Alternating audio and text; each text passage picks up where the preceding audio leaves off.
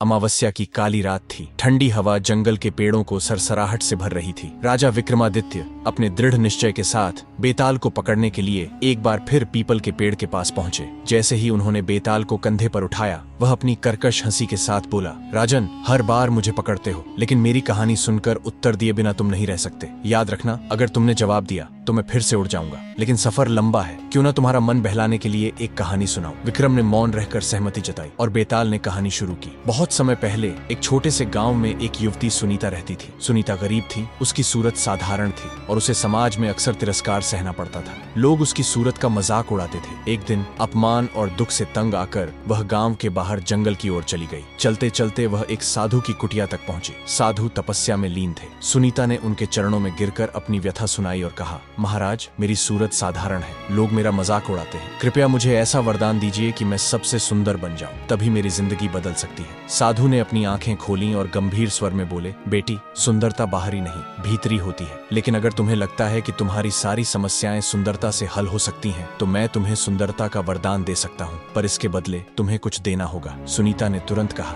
महाराज, मेरे पास कुछ भी नहीं है, लेकिन आप जो चाहेंगे वह मैं दे दूंगी। साधु ने गहरी आवाज में कहा, मैं तुम्हारे चेहरे की मुस्कान मांगता हूँ। अगर तुम अपनी सुंदरता के बदले मुस्कान का त्याग कर सको, तो मैं तुम्हें संसार की सबसे अनोखी सुंदरता दूंगा। सुनीता ने सोचा कि सुंदरता पाने के लिए यह त्याग मामूली है। उसने सहमति दे दी। साधु ने मंत्र पढ़ा और वरदान दिया। अगली सुबह जब सुनीता ने नदी में अपना चेहरा देखा, तो वह हैरान रह गई। वह इतनी खूबसूरत हो गई थी कि उसकी छवि देखते ही लोग मंत्रमुग्ध हो जाते। जब वह गांव लौटी तो लोग उसे पहचान ही नहीं पाए। उसकी सुंदरता की चर्चा पूरे गांव में फैल गई। धीरे धीरे सुनीता की जिंदगी बदलने लगी। अमीर लोग उससे मित्रता करने आए, उसे शादी के प्रस्ताव मिलने लगे। हर कोई उसकी सुंदरता की तारीफ करता, लेकिन एक अजीब बात थी, उसके होंठ कभी हिलते नहीं थे। उसकी मुस्कान गायब थी। सुनीता ने धन और शोहरत पाली थी, लेकिन उसकी जिंदगी से खुशी गायब हो गई थी। वह हर समय उदास रहती थी। धीरे धीरे उसे एहसास हुआ कि उसकी सुंदरता तो लोगों को लुभाती थी, लेकिन उसकी मुस्कान के बिना वह खुद के लिए अधूरी महसूस करती थी। अपने जीवन से निराश होकर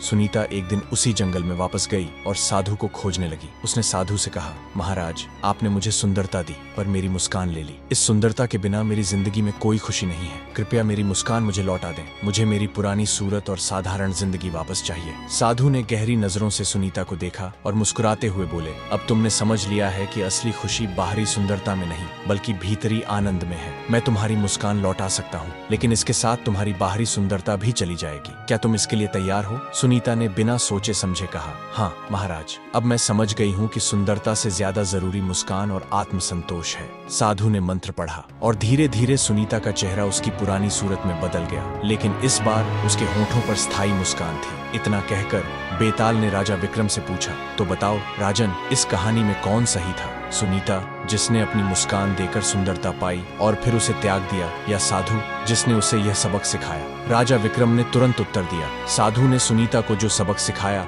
वह अनमोल था, लेकिन सच्ची महानता सुनीता की है, जिसने यह समझ लिया कि बाहरी सुंदरता का कोई मूल्य नहीं, यदि उसके साथ आत्मसंतोष और खुशी न हो। साधु ने उसे रास्ता दिखाया, पर वास्तविक परिवर्तन सुनीता के भीतर हुआ। वह अपनी गलतियों से सीखने के लिए तैयार थी और यही उसे महान बनाता है। विक्रम का उत्तर सुनकर बेताल ठहाका मारकर हंसा और बोला, राजन, तुमने फिर से सही उत्तर दिया, परंतु उत्तर देकर तुमने मौन तोड़ दिया। अब मैं फिर से उड़कर पेड़ पर जा रहा हूँ। यह कहते ही बेताल हवा में विलीन हो गया। विक्रम ने गहरी सांस ली और एक बार फिर उसे पकड़ने के लिए वापस चल पड़े। यह कहानी सिखाती है कि सच्ची सुंदरता बाहरी नहीं, बल्कि भीतरी होती है। खुशी और आत्मसंतोष किसी बाहरी वस्तु से नहीं, बल्कि हमारे मन की स्थायी मुस्कान और संतोष से आते हैं।